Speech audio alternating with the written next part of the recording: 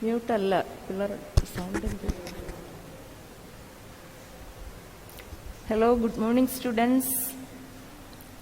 So, today I am going to take next topic. A growing middle class envisages an end to privileges. A growing middle class envisages an end to privileges. So, of the third estate, there were, we already studied that there were peasants, workers, then lawyers, merchants, big businessmen, landless laborers, servants. All these included the third estate. Okay. So, even before the time of French Revolution, there were revolts of the peasants and workers. So, even before the time of French Revolution, there were revolts or riots made by the peasants and the workers. And these revolts were mainly because of increasing taxes and food scarcity. So, in France, there were increased taxes. Sometimes the government or the king increased the taxes, and also there was food scarcity or lack of food. So, in such situations, the peasants and workers made revolts. But these revolts couldn't make changes in the social and economic order. So, these revolts or riots couldn't make changes in social and economic order. Okay.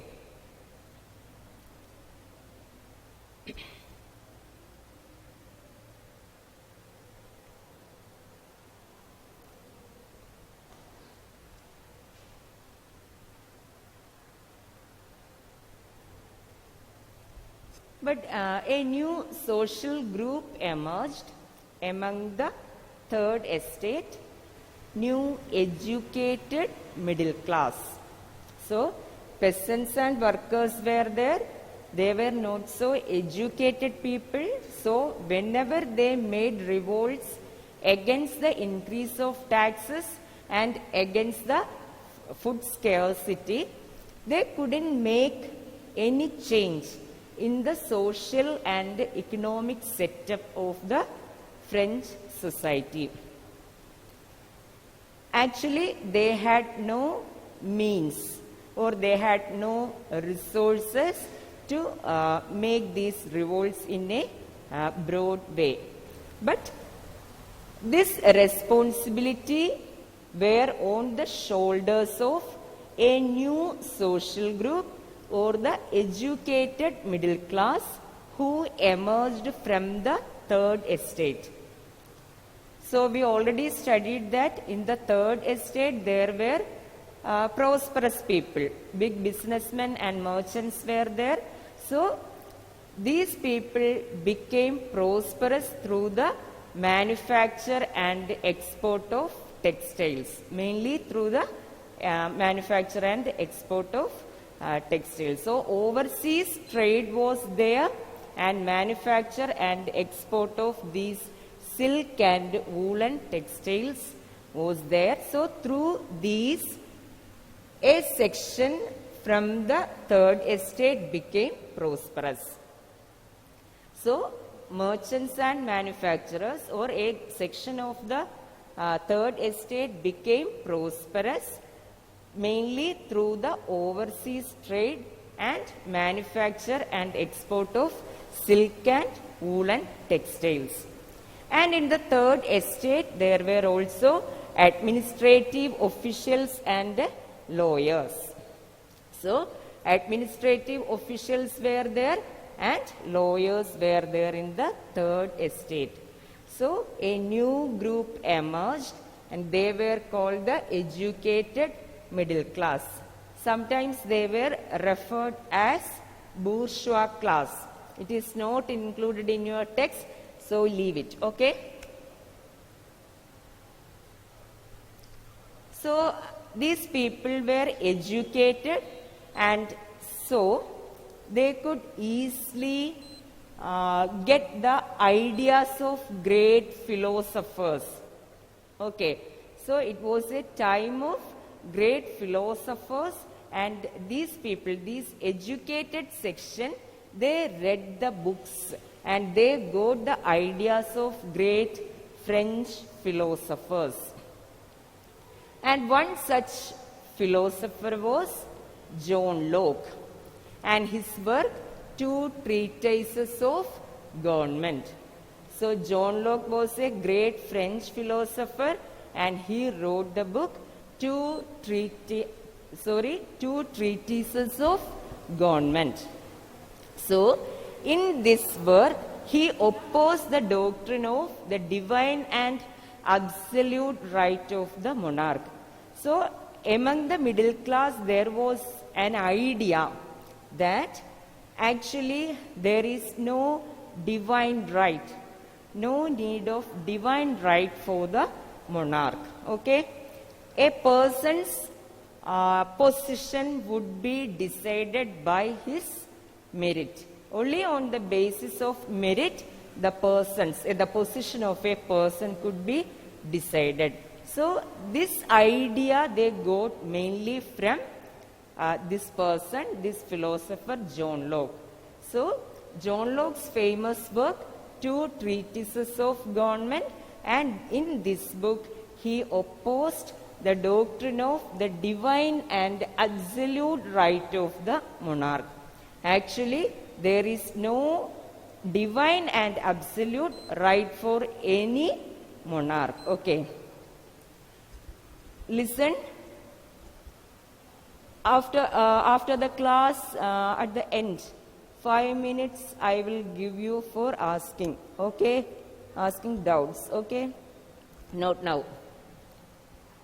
So, John Locke was a great French philosopher, and his famous work, Two Treatises of Government, and in this work he opposed the doctrine of the divine and absolute right of the monarch.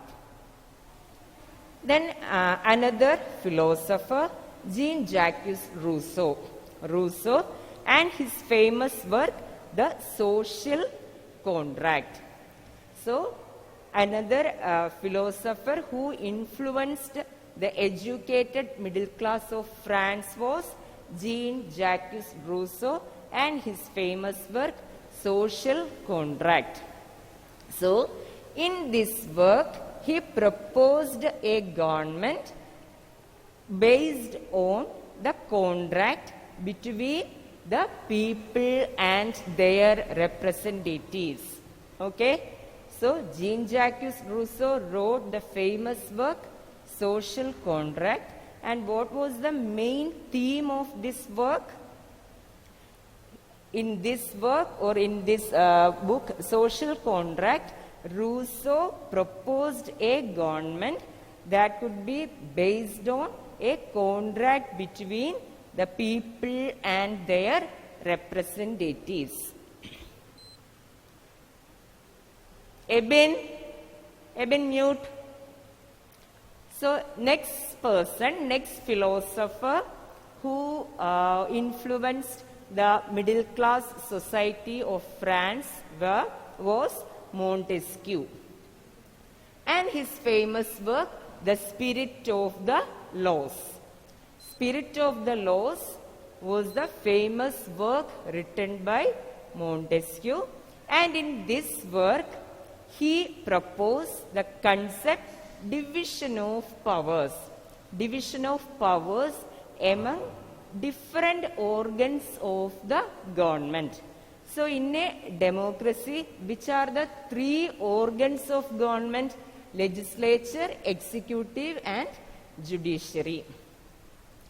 So Montesquieu, in his famous work, The Spirit of the Laws, proposed division of powers among the three organs of government: legislature, executive and judiciary. And this democratic idea was followed in US. after getting independence, after the American Revolution, when America formed a democratic government, they followed this democratic concept of division of powers among the three organs of government. Okay. And there were great discussions among the people regarding these ideas of the French philosophers. Wherever they go, they began to discuss about these works, even in saloons, coffee shops, etc. Okay. And they discuss about these newspapers, books, everything.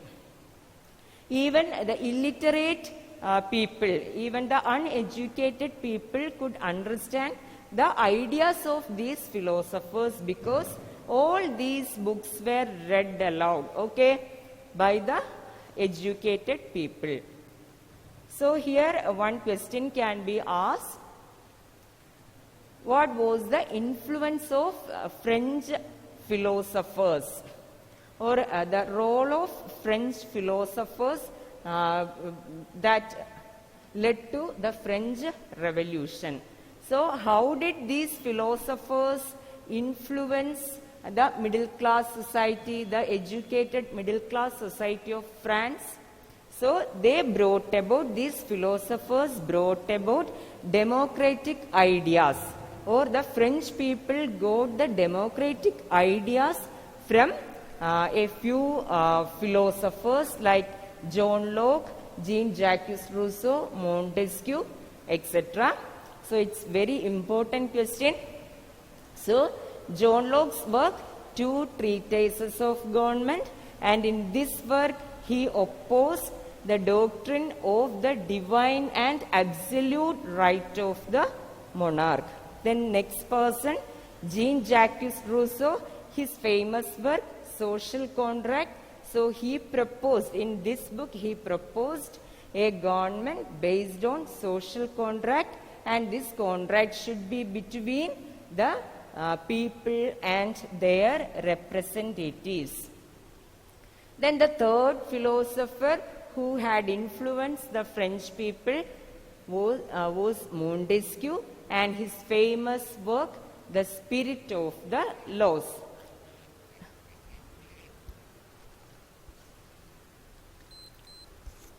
So in this work, there is the proposal of division of powers among the three organs of government: legislature, executive and judiciary. And this division of, this concept of division of powers was followed in the government of USA. When US got freedom from Britain, they formed a democratic government mainly based on this concept, division of powers. Then people began to discuss about the ideas of these philosophers wherever they met. Okay. Then they began to discuss about the works of these philosophers. Even the illiterate people they also got the ideas of these philosophers. So the middle class envisaged a society, and this society should be based on freedom, equal laws and opportunities for all. So these two are the democratic concepts: freedom and equal laws and opportunities for all. So the middle class envisaged, they foresaw, they envisaged or foresaw a society. They predicted, they saw this society and it should be based on freedom and equal laws and opportunities for all. And these people, they protested the plan to impose new taxes. So they couldn't, when they got the knowledge of increasing taxes by the French monarch, Who was the French monarch? Louis XVI. When they got the knowledge of this increasing or imposing new taxes, they protested. Okay. So what was the reason to increase taxes? The French treasury was empty. So the king was forced to impose new taxes. So when the middle class people got the knowledge of increasing taxes, they protested. Okay. So they wanted to establish a society based on freedom, then equal laws and opportunities for all. Okay, no discrimination. They thought that in the future French society there should be no inequality. Okay, equal laws and opportunities for all. So next I am moving to the outbreak of the revolution. The outbreak of the French Revolution. So don't forget the year of French Revolution, 1789. So in the old regime, there was no power for the monarch to impose taxes. Okay, in the old regime, there was no power for the monarch to impose new taxes. So, if he wanted to increase taxes, the monarch had to call the meeting of the Estates General.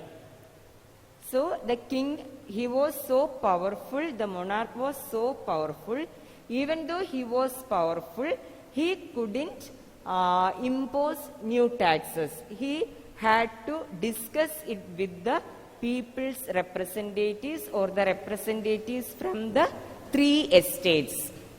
Okay, so when he decided to impose new taxes, he had to call the Estates General, call the meeting of the Estates General to pass the proposals to increase taxes. So it's a political body. Estates General is a political body in which there were the representatives of the 3 estates.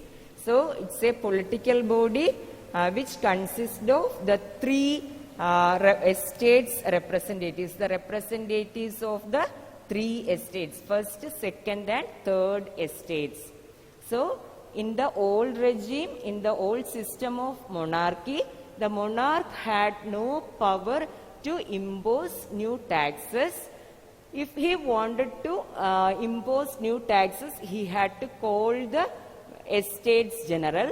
Then what is Estates General? It is a political body to which the 3 estates sent their representatives.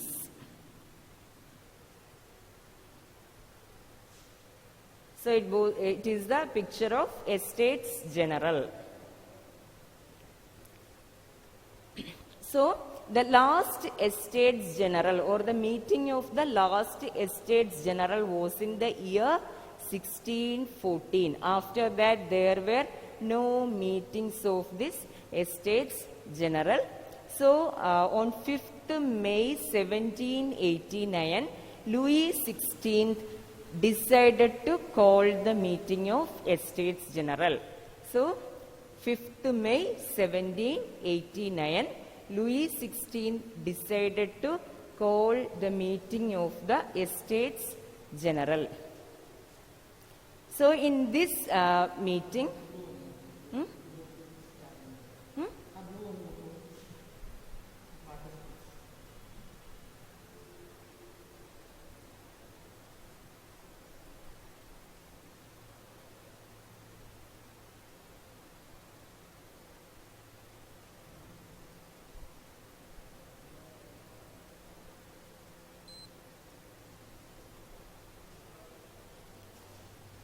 so on 5th May 1789, Louis XVI decided to call the meeting of the Estates General. So in this meeting, the first and second estates sent 300 representatives, 300 plus 300. The first estate sent 300, then the second estate sent 300 representatives. So from each estate there were 300 representatives. So in the meeting of Estates General, which was held on 5th May 1789, the first and second estates sent 600 representatives, 300 from each estate. Okay. And they were seated. These representatives were seated in front rows. They sat there face to face. Then the third estate sent 600 representatives, but they had to stand at the back. Okay. We feel a type of discrimination there. So, the first and the second estate, the clergy and the nobles, they sent 300 representatives each, and they seated in the front rows, face to face. They sat there face to face. Then the third estate sent 600 representatives, and they had to stand at the back. And most of the representatives from the third estate were the educated people. The peasants, artisans, women, they denied entry. So there was no entry for these people from the third estates. Peasants, artisans and women were denied entry in the Estates General's meeting. So, their demands were written in the form of letters. So, there were about 40,000 letters, and these letters were brought by the members, the educated section of the third estate. Okay. So, when was the last Estates General? 1614. Okay. So, the meeting of the Estates General was held in 1614. After that, there was no meeting of these Estates General. Then Louis XVI decided to call the meeting of the Estates General on 5th May 1789. What was the intention behind this meeting? To impose new taxes. So, the first and second estates sent 300 representatives from each estate. Then the third estate sent 600 representatives.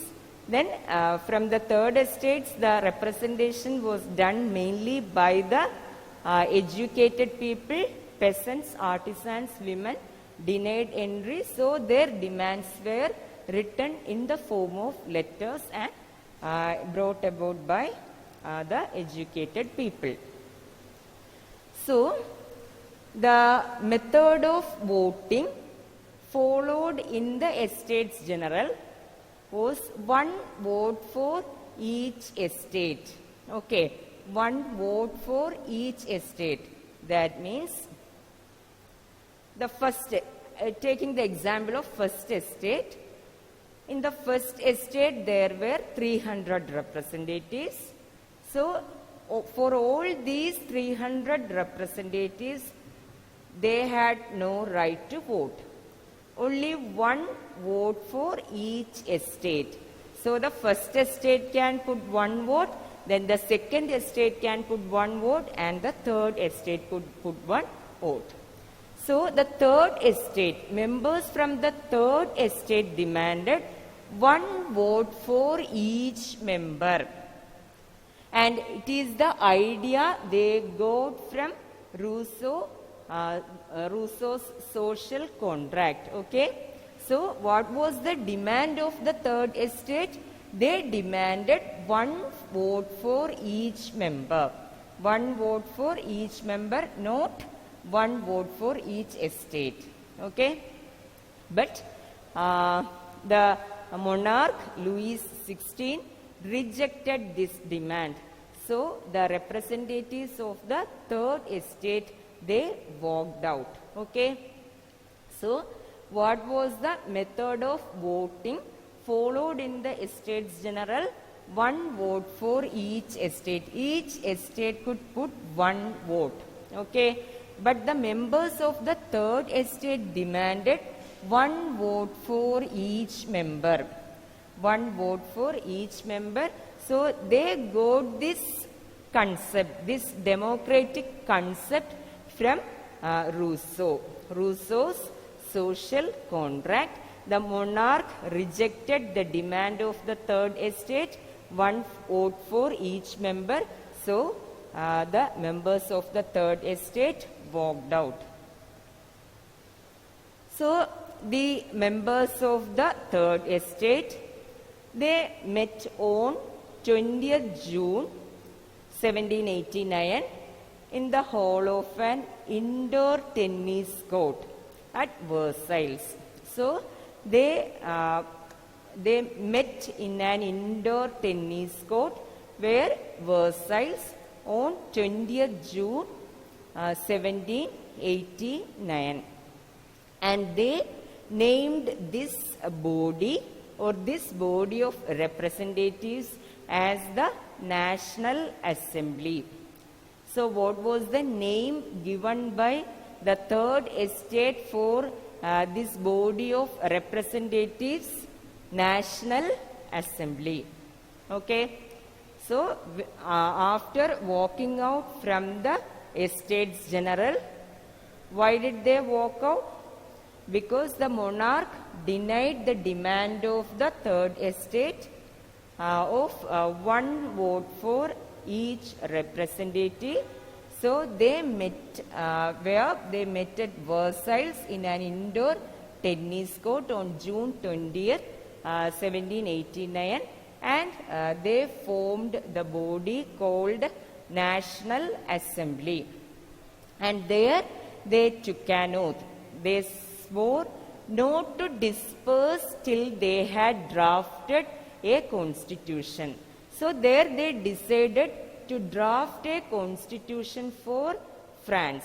And there is a special feature of this constitution was that would limit the powers of the monarch. Okay, so they wanted to limit the powers of the monarch. They had no belief in the divine and absolute right of kingship, absolute right of the monarch. So they decided not to disperse, or they swore not to disperse till they had drafted a constitution for France that would limit the powers of the monarch. Okay, so oath of the tennis court is also very important. Why did they meet in this indoor tennis court of Versailles? Because when the Estates General met, when there was the meeting of Estates General, the third estate demanded one vote for each representative. So there were 600 representatives from the third estate, but the monarch decided to follow the old method of voting, and that was one vote for each estate. So the people, the representatives from the third estate opposed this, and they walked out from the meeting, walked out from the Estates General, and they met in an indoor tennis court of Versailles on 20th June 1789. And what was the name given for that body? National Assembly. So they declared this body as the National Assembly and decided not to disperse till they had drafted a constitution for France that would limit the powers of the monarch. Okay, so they wanted to establish a democratic system or the constitutional monarchy.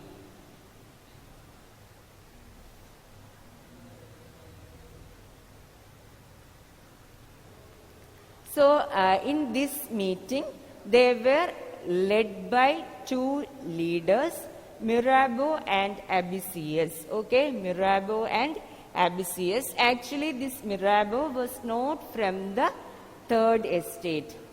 He was from the nobility or from the second estate. So he was a noble, but he convinced of the need of a society with feudal privileges. So even though he was a member, Mirabeau was a member of the noble class or the second estate, he was bothered or he convinced of the need of a society without feudal privileges. So he had no belief in the feudal privileges, or he was convinced of the need to ban this feudal privileges. And he could influence the people through his powerful speeches. So when the meeting was held, when there was the meeting of the National Assembly, he influenced people through his powerful speeches. Then another leader was Abbassius. He was a priest. So Abbassius was a priest and he wrote pamphlet called What is the Third Estate? So these two persons led the National Assembly when they met in the tennis court of Versailles. So who were the leaders? Mirabeau and Abbassius. Mirabeau was a noble but convinced of the need of a society without feudal privileges, and he could influence the people through his powerful speeches. Then Abbassius, he was a priest and he wrote a pamphlet called What is the Third Estate? So this is the picture of oath of the tennis court.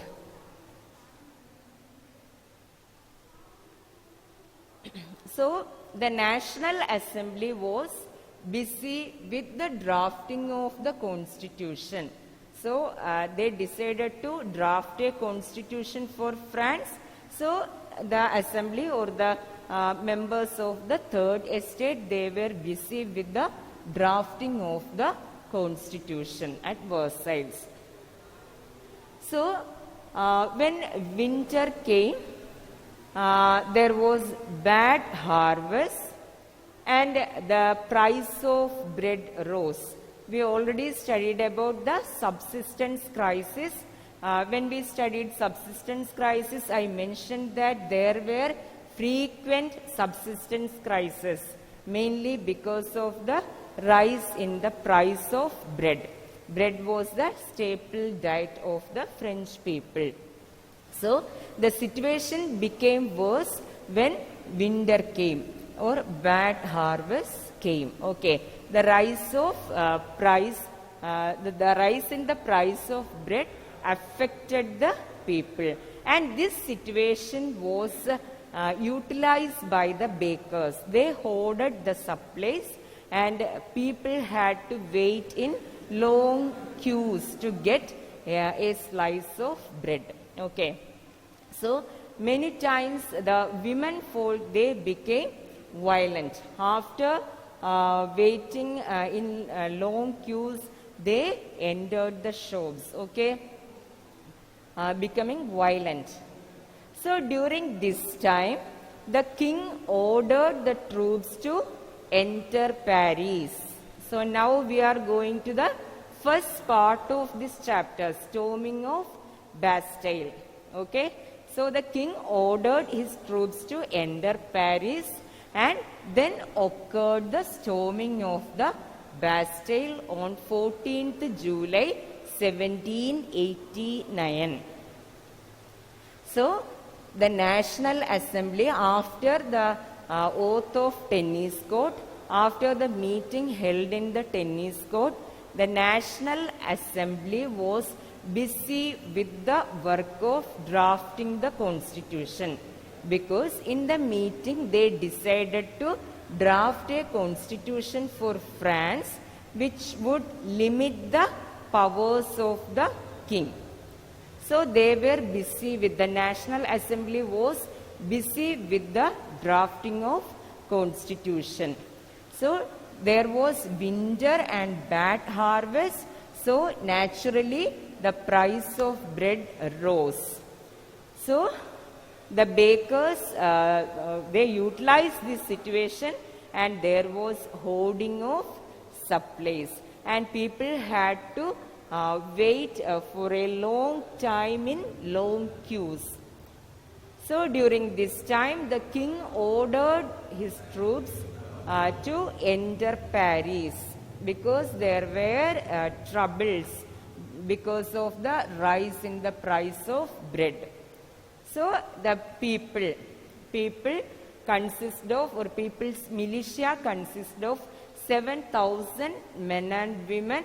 They went in search of government buildings to collect arms and bullets, arms and ammunitions, and they, as a part of this, they attacked the Bastille, the fortress prison, and killed the commander there. Then 7 prisoners were released, and this event led to the storming of Bastille on 14th July 1789. Clear?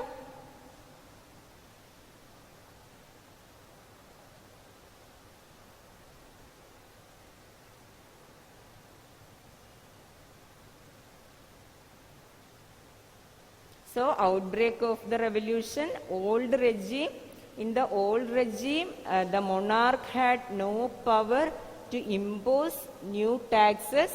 So, when the monarch decided to impose new taxes, he had to call the meeting of the Estates General, mainly to pass the proposals. The Estates General was held to pass the proposals to impose new taxes.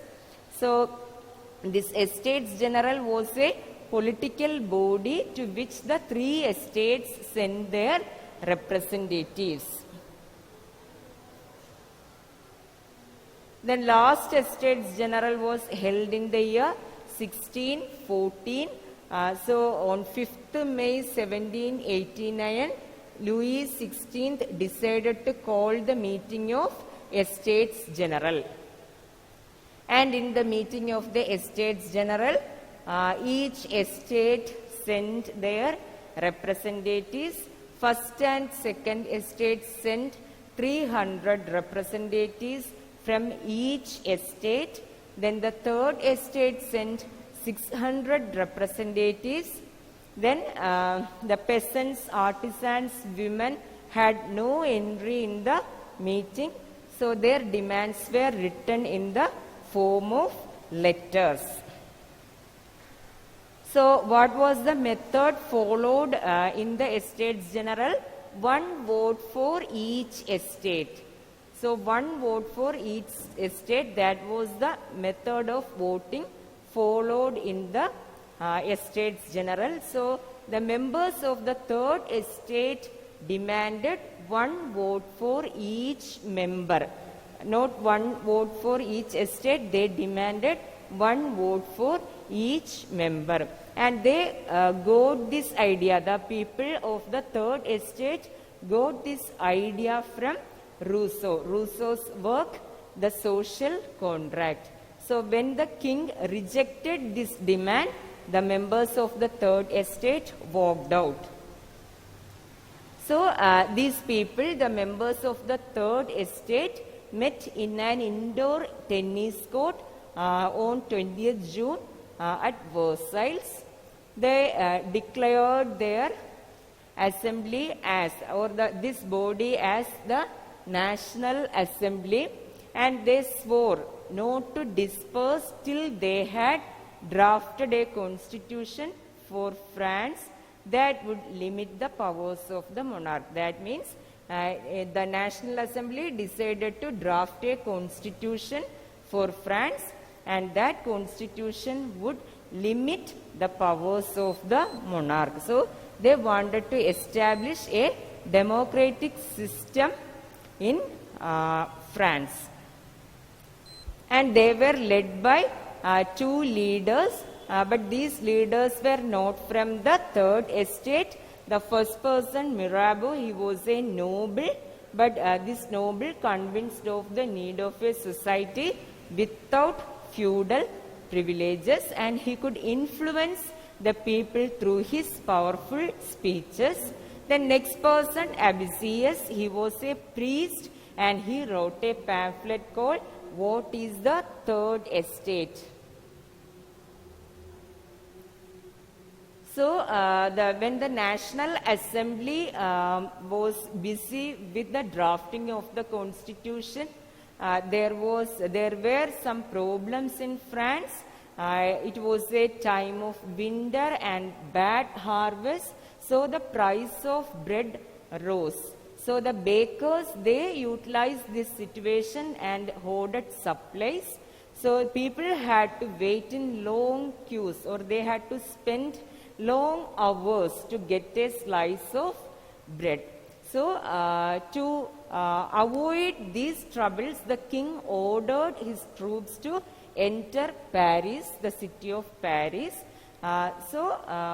These events led to the storming of Bastille. People thought that the king's troops would fire upon them, and so they went in search of arms to all government buildings, and they killed the commander of the Bastille, the fortress prison, and 7 prisoners were released on 14th July 1789.